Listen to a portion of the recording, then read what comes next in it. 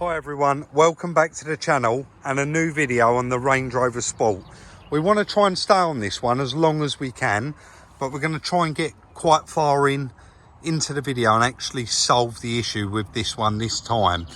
So in the last video, thank you to everybody for all of your comments, suggestions and thoughts on what might be wrong.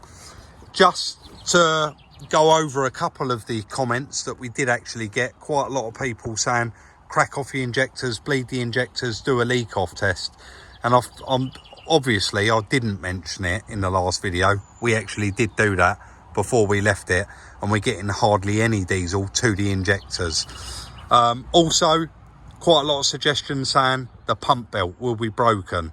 Now, both belts were done when the belt was done on this vehicle, but if the belt was broken, we wouldn't be getting that 1700 PSI that we're getting anyway. It is quite substantial. So the diesel pump is turning. What we did do last time was obviously unplug this. I forgot the name for it again, but it's the volume of fuel. Basically, control valve. Yeah, a regulator. If there's too much fuel, it dumps it back to the tank. But we did unplug it, see if it made any difference. But what we didn't do, and quite a lot of people did suggest it in the comment section, was a resistance test on it. So Chris has got his multimeter out. First things first, we're going to run a resistance test on that, because there's a good chance that that is playing a big part in what's wrong. I can hold that.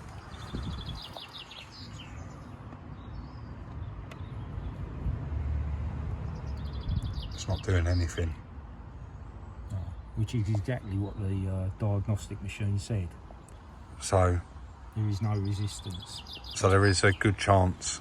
Well, there should be some resistance there. And it doesn't matter what way round you have those, because you're just checking for resistance. And it's only 2 terminals, so you can't go wrong. That's telling you what the resistance is in the wires. 0.05. So that's the wires on the multimeter. Right. That's 0.5 of an ohm of resistance. So basically the energy that it takes to push power through that wire.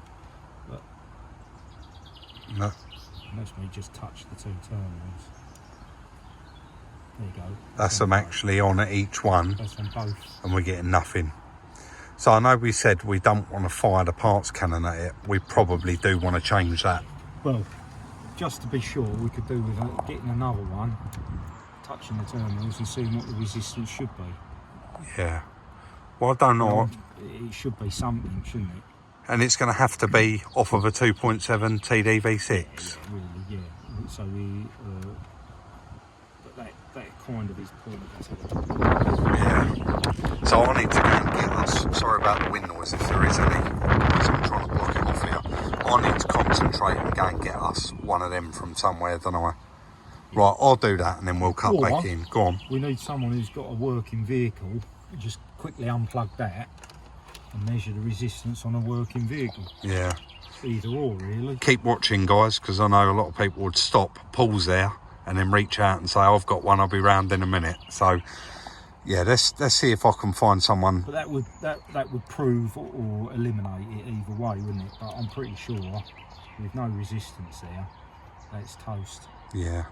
Let me go and see if I can borrow one. And obviously we need to locate one if that is the issue. Yeah, so guys, sorry, it's actually the next day. And I've been and borrowed this off of a friend of mine. And you get to see the multimeter. Yeah, right? It's actually, he said it's Land Rover, but it's not the same. Yeah. So 3.5 ohms. Yeah. And if you've done it round the other way, it's exactly the same, because it's just measuring the resistance. So definitely on ours, that is not working. No. Do you think that's our problem? Yeah, I do think it's. Honestly? Yeah. Because where's the 1700 PSI going? Back to the tank. Back to the tank. Which would be the default, I guess, for that when it goes toast. So basically, I mean, if we get R1 out, we could actually put this one in. He said it was Land Rover. This is at a different angle. R1 is upright. I don't think there'll be room for that one. You don't think there will? No, it's quite tight in there. That's why that R1's made vertical. Yeah, there's quite a lot to take off, including one of the inlet manifolds and the centre to get to that. Yeah, I don't look an easy job, does it? But it's got to be done. Let's get one ordered before we strip it. That's probably the best Yeah, way, isn't it? and then we'll cut back in. So we've got that on order, and Chris did say we're just waiting for it to come in. Hopefully it'll be here today. He said, but Rob, I know we was going to wait, but this is so much work to get this out. I really want to crack on and sort of put a big dent in it, so to speak, and get the majority of it done, and hopefully actually get that out today, right? Yeah. We got the book. Yeah, I think the worst bit is this crankcase breather ventilation system, yeah, which is stopping it unscrewing and coming out. So if this crossover pipe has to come off, and the oil filter housing has to come out, and then this pulls out apparently. So it's quite a lot there to get out of the way. Yeah, awkward work, isn't it? Yeah, definitely. But there you go. And it's up on axle stand, so you've had to stand on a block. Yeah, box. We'll get there, I'm sure. Yeah. Let's just continue. I actually popped out there for a little while just to go and get the MOT and stuff done on the RCZ. And as you can see, Chris really did get stuck in. He's got everything pulled out of the way, and he has actually got it removed. He's got it in there on the bench, but yeah, a whole lot of stripping out there to do. And a lot of, like, even these hard pipes, he's had to remove over the top just to pull everything out of the way. It's like, you got to remove everything for that one bolt. It's unbelievable. He's got his radio out here and all his tools though. I'm going to take you inside and actually show you, because we've got it off. So it is a few days later now, guys, but it has finally arrived, the nice new one. So I'm just going to whip out and pick up a car. Chris is going to get that fitted, and then we'll go from there. But fingers crossed, this does solve the issue. It certainly is looking like that is the culprit for it. So we'll see how we get on.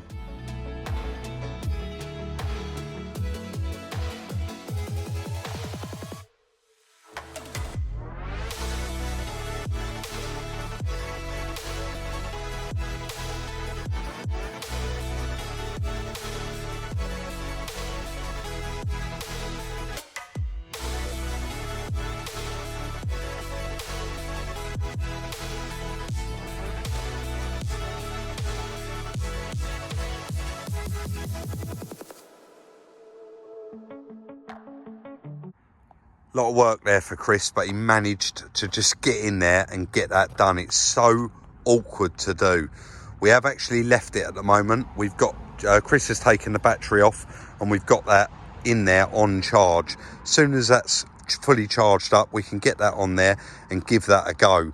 We have received our new computer, so we've got the latest Autel computer now, and we're going to be putting that on it and just going through doing some more checks if we've got any more problems with it today. And also, just while I am showing you this Autel computer, they actually sent us this, so thank you very much, Autel. And when they reached out and said they'd like to send it to us, we actually said we would like to, because we would like one to give away on the channel. So we are getting closer and closer now to that 250,000 subscribers. Me and Chris had a bit of a chat, and we both agreed we're going to have to do something pretty nice to celebrate the 250,000 subscribers.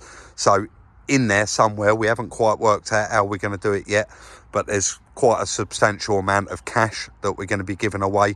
We're also going to be giving away that computer, some t-shirts, some pens, etc, etc. But we'll go a little bit more into that when it gets nearer the time. Should work. Maybe the other one that worked. Oh no, that's locked now. It should be fine. So we've put the battery on, and what I told Chris to do there was actually lock it and then unlock it, just to make sure everything's disarmed. It's got a full battery. It's got that new valve. It's got half a chance. We'll see. Yeah, prime it a couple of times, mate, and then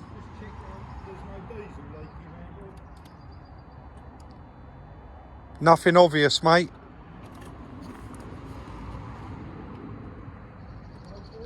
Yeah, go for it.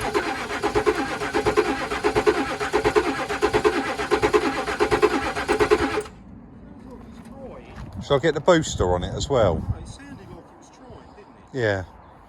Give it a couple more primes. Should we clear the faults first? It's coming up on the street. It's just come up there, engine. fault. Yeah, what I'll do though is we're not going to film doing that. No, but just in case, transmission fault, limited gears available. It came up engine fault as well. Should we? Yeah, we'll do a quick test on it, and then just clear them. Yeah, we'll clear it, and then we will use a computer a little bit later on. Hopefully, once we get it running, and then we can go through it a bit more. On that note, just before we do move on, we will never ever send you a message asking you to reach out to us by telegram, email, contact number, or anything like that. There will be a dedicated video for that giveaway, and we will only be contacting obviously the people that have won it through our actual name of our channel. I know they're quite crafty, and they've been slightly changing their name and opening channels up. So anyway, let's carry on. So guys, I know so many of you have been commenting in previous videos saying, Rob, what's going on with this Range Rover? When's the next video going to be? But you know that we won't cheat you and make a video just randomly based on we're going to do a bit of content for the Range Rover. We genuinely want to get as far ahead with it as we can and actually get it running. And just where this is a professional tool, I've never used it. I am just going through slowly but surely, familiarising myself with it and just checking through and seeing what we can come up with, because believe it or not, after Chris fitted that, we crank it over and still, I'll just show you guys now actually, because we didn't film it, but we was cranking it over and we're still getting absolutely nothing. But with this new machine, let's leave the ignition on, you can see there, input status, brake switch, hopefully you can see that, let's get a bit closer, inactive, but push it and you can see it just changes to active. No water in the fuel, input status, key on crank position, you can see it says inactive, and then as soon as you crank it, it says active. So basically I'm just going through all of the live data, just checking everything, seeing if all these go active when I turn the key, seeing what's not working, what's not happening. So fuel pressure, it's all there, it's all working. You can see that fuel pressure, it does go right up to 7,000 psi, but that fuel pressure is not getting to the injectors. We have cracked off one of the injectors and you're getting a little tiny drip at the injectors, and it's just not enough. I've also, even though I'm going through doing all this, what I will do is I'll just put that down for a second and I'll actually take you guys and show you some more diagnosing that I've actually been doing. So a very, very simple check, but I've plugged a Noid light into one of the injectors, you can see there. And what that would actually do, the injectors are supposed to pulse, aren't they? So these Noid lights actually flash. If you've watched previous videos, you would have actually seen us using the Noid lights to establish that we've got that pulse going to the injectors. Well, this Noid light is not actually doing anything. It's not doing anything at all. It's not lighting up, so it's not pulsing.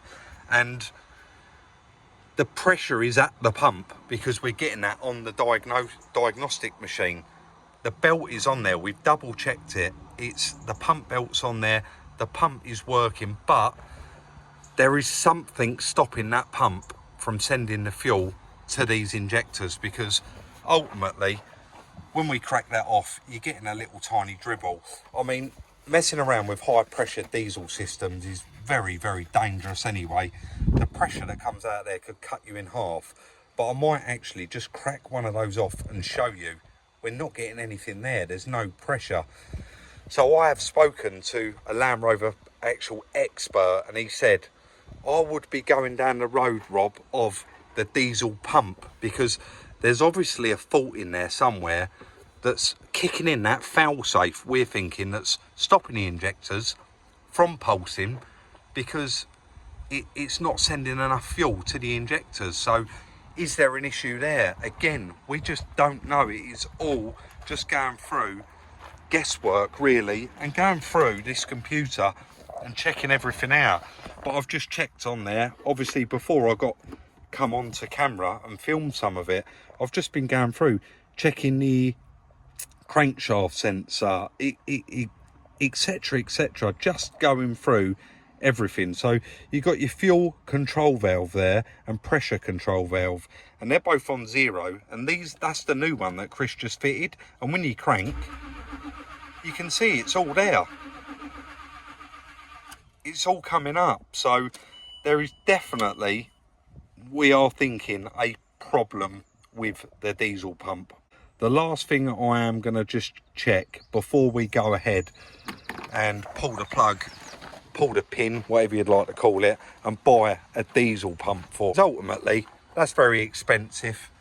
I am going to remove the battery, take the covers off. I know that the ECU and bits and pieces are all plugged in under here, so I'm just going to go through and double check all of them. Also, quite a lot of people said you've got no RPM there when you're cranking it, and guys, the RPM is there and it is coming up on that new professional computer. So I think I'm just going to have to keep doing a little bit of research under here, just check that no water's got in anywhere, there's nothing obvious, no broken wires, and then we'll go from there. But it is becoming a bit of a headache, this one, and I think, well, with these older Range Rovers, they always are a headache, aren't they? But let's carry on. So guys, I did just watch that back, and I know the sound was a little bit hit and miss. I think I had the microphone blocked off in the tripod there, but as you know, we don't like to redo stuff if we don't have to.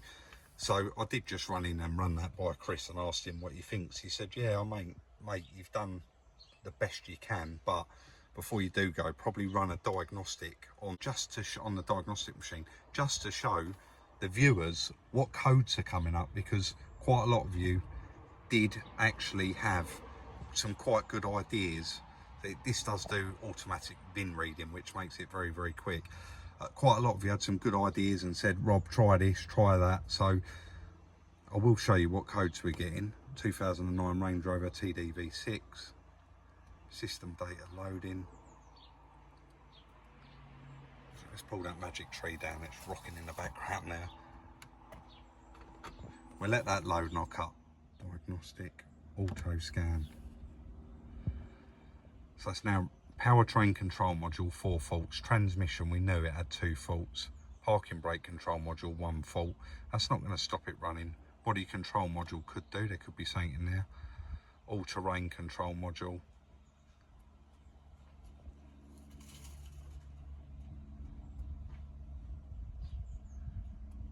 It is checking literally every system. You can see how fast it is there, 75%.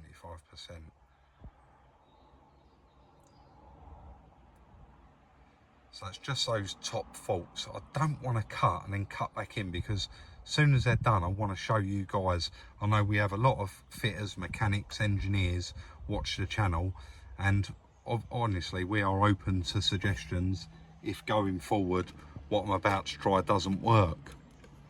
Heating and ventilation, air conditioning faults, I don't think they're going to stop it running, definitely not. So 100% complete. Powertrain control module, 4 faults. That's okay, that. Trouble codes.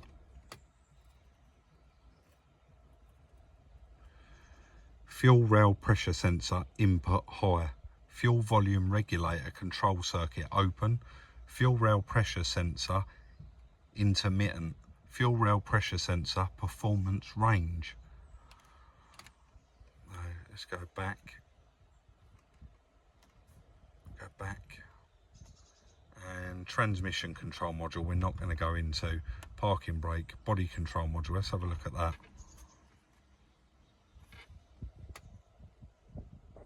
Trouble codes. What we got here, what's it asking? Power striker, I'm not sure if it's fitted or not fitted. Seat height motor, hall sensor, so yeah, that actually doesn't work, so we know that that is just the seat. We could go, I mean, I'll probably do it in off camera, but the live the powertrain control module, the 4 main faults there, I might do live data on those and see what comes up. Even though we did just go all the way through it, this is the one I was showing earlier on in the video, and I have been through and done all the checks on this. So what I'll do is quickly crack that injector off and show you what I was saying. So guys, obviously we're wanting diesel up to the injectors, so the injector's not going to need plugging in. So I'm going to leave that Noid light plugged in just so that you guys can see, and you can see the bolt here. I've completely removed it. I know it is going to be quite hard to see, so I'll try and pull that shield out the way there. That should be a little bit better to see now, yes. Lift that nut up, and I'll crank it, and we should have diesel pouring out of it, and this light should be flashing.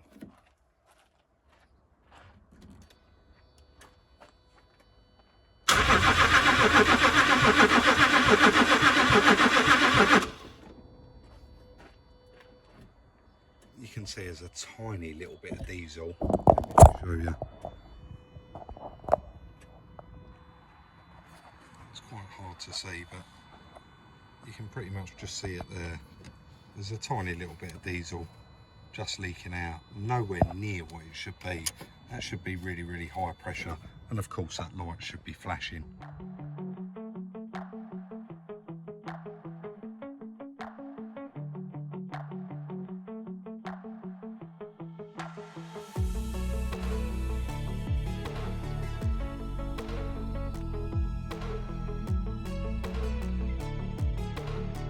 It's a bit of a fight and lose battle with that one, guys, it really is. And although we don't normally date stamp stuff, it's actually Monday the 18th today, and we've been recording this video over a couple of weeks. So we did the first part of the video where we was out still over the other side of the yard over 2 weeks ago, and we've just had the chance now to get back on it. But I mean, because of the day I just told you, you're all in the same boat as us. It is so warm out there, and today is not the day to be sitting in a car with leather, all the windows done up, no air conditioning. It is just unbearable out there. In that last little bit of video, I just went through there, unplugged the ECU, checked to see if anybody else had unplugged it, bent any of the pins, putting it all back in, because ultimately we know that the RAC did do a bit of a check on that car when it broke down. So we just wanted to rule out any of that, but we're just coming up with the same thing. In the last video, so many of you reached out in the comments, and we have, we've checked a lot of what you were saying in this video. We've tried to rectify the problems, but we do just keep coming up with that same stuff. Having that new computer is fantastic, and it does tell you a lot more in depth, and it's a lot more self-explanatory. So I will put a link for that in the description down below. And once again, it wasn't sponsored, so thank you Autel for sending that out to us.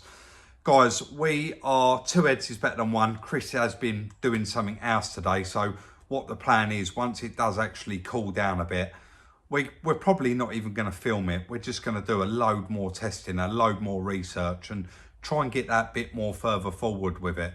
Is that old Range Rover ever going to run? Well, it did run on ether, didn't it? And it sounded incredible. So I'm really, really leaning towards what that expert did say to me now is really, it's probably the diesel pump. And once they start playing up, don't even try and fix it, just replace it. So that is going to be the end of today's video. Unfortunately, we didn't get it running, but as usual, we do hope that you did enjoy it.